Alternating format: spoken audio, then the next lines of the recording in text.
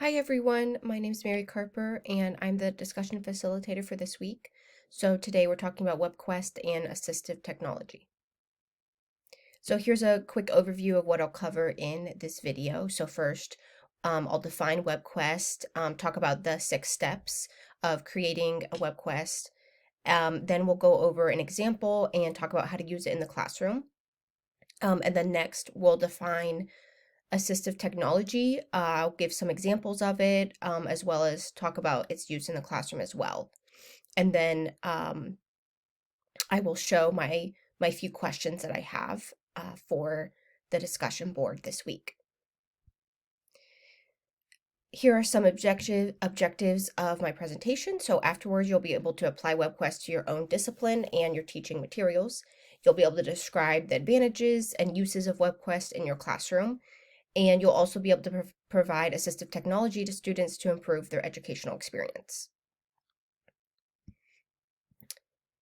Okay, so what is Webquest? This definition comes from 13.org. A Webquest is an inquiry-based activity used for learning. So all the information students explore comes from the internet. Think of it as like a project-based learning activity. Now, this definition does say that all information comes from the internet. However, I did see that Webquest could also include activities like a field trip, or maybe you have like a guest speaker coming in, or there could be a hands-on activity that's not on the internet, but the other activities would be on the internet. So I did explore a couple different definitions of it, but um, most of the information would come from the internet. Okay, so here are the 6 parts to a web quest. So first, in the introduction, you grab the student's attention. So for example, maybe this would be one in a science classroom. You could say, pretend you're an astronaut preparing to go to the moon. That would make the students really want to pay attention to what they're about to do. And then also in your introduction, you provide an overview of the goals of the web quest. All right, so second part is a task. This describes the activity or the mission that students will complete. So again, we use a word like mission. I kind of think of it almost as like a virtual scavenger hunt. Okay, so this makes it fun. It makes it almost, like a little competition that students will do online. And then you'll display an example for the students. That part's really important so the students know, kind of like the criteria, what their grade will be based off of. And this task could be in a few different forms. It could be guiding questions that they answer. It could be like filling out a graphic organizer. It could be making a concept map. So there's a lot here. This could vary in many different ways. The third step is a process. So these are all the steps that you write down for the students, and then all of the sources that the students will use. So again, like it could be videos online, it could be a web document, it could be contact information, like maybe they have to email someone to get some information from them. Again, it could be books. So this is where I saw that it could be it could be an online book, but it could be resources outside of the internet as well, a field trip, etc., or maybe a virtual field trip. And then the fourth step is evaluation. So you'll use a rubric or some other tool to assess student learning. And the conclusion. This allows for the students to reflect, talk about what they've learned, and also talk about how they could extend this activity and take it another step further.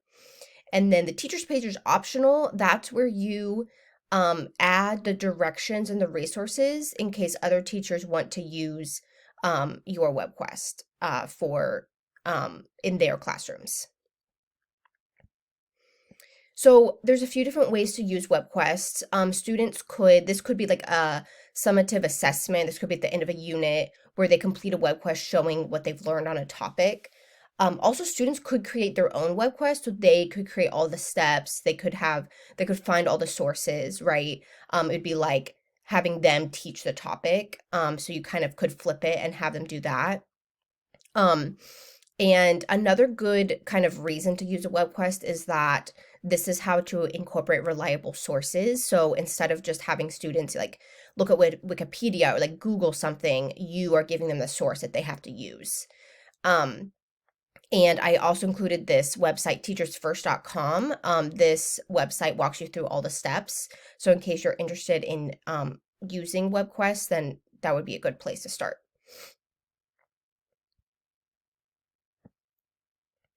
Okay, so let's look at an example. And this was on our module as well. Just this disclaimer: the website owners of WebQuest have deactivated the website, so these URLs will not work. But this is kind of the description of the activity. We just can't look at the URL. So this would be this title of a web quest. This is endangered species. I found this on education.com. So topics, this web quest includes topics like endangered species, animals, wildlife species, habitat, and biodiversity. This could be for a few different disciplines like language arts, science, or social studies, or social sciences. And the grades, this is really good about WebQuest too, is that you can really stretch it for many different age groups. So like this one talks about like you could go as low as pre-K all the way as high as like 5th grade. So that's really cool about WebQuest as well. So in this WebQuest, the students work in teams to investigate animals at a risk of becoming extinct. So they act like a zoologist, a world wildlife representative, or a nature author illustrator. Students use information from their research to create a picture book or newspaper for 2nd graders about endangered animals, and then the teams present their projects to another class. And then going on the same example, then members of each team also have to make an activity related to helping endangered animals, that they can do this activity with a class of younger students. So they kind of have to become the teacher and think, what activity could we do for a younger class? And so students review all the ideas that all the groups came up with, and then select one activity that is the best to complete with younger students. And so in this example, here are the sources that students would be using. And this is just a little picture of one that I found. So like they would complete this activity where they make up a story about a make-believe endangered species. So that came from the Legend of the Meeps Island Flying Frog. So when they go to that website, they have to complete this activity on the side. Okay, so here are some reasons about why to use WebQuest. So first, websites or WebQuest can really take your students anywhere.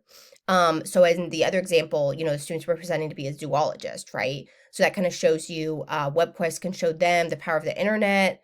It's very creative. They can be their own creative researcher rather than just surfing the web.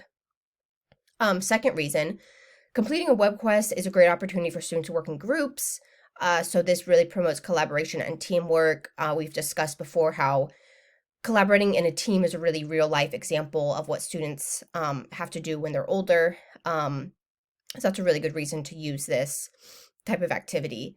And also students can work at their own pace, really if they do it individually or teams. So I'll go on to, this kind of relates to the third reason of WebQuests are great for classes where you have a lot of different ability level, because students can explore certain areas kind of more in depth, but within that level that you've designated.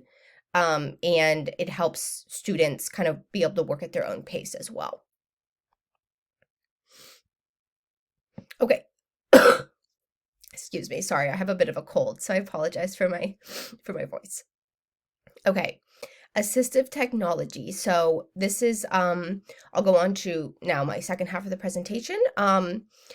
So what is assistive technology? These are tools that help you achieve something that you couldn't do otherwise. Ability could be something like speaking, hearing, running, eating, talking, like literally anything you can think of. And really, how does this apply to us?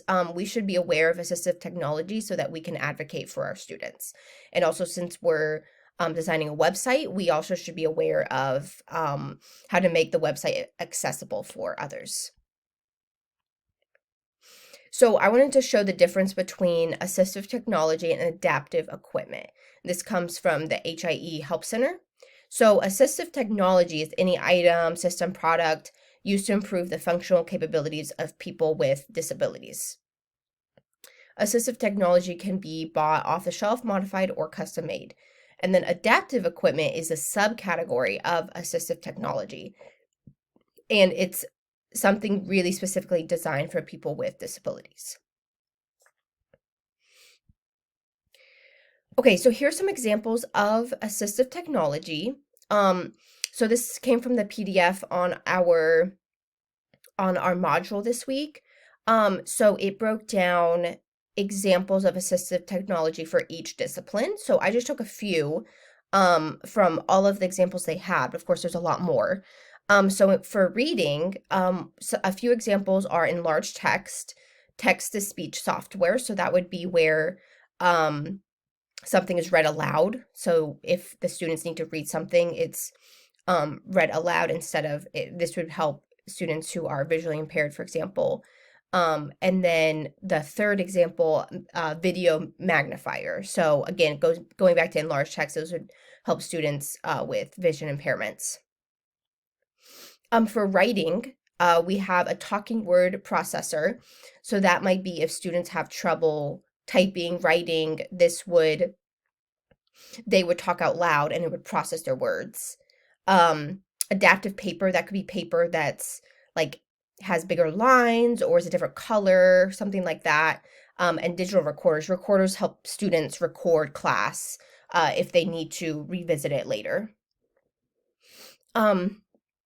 For math, we have a few here. So geometric manipulatives, these are 3D models, 3D shapes, things like that that you would work with your hands instead of like looking at something. So again, this would help students who are visually impaired. Braille math blocks, and adaptive calculators. Adaptive calculators could be just a calculator that has bigger buttons on it, has Braille on it, just things like that, just to make it more accessible.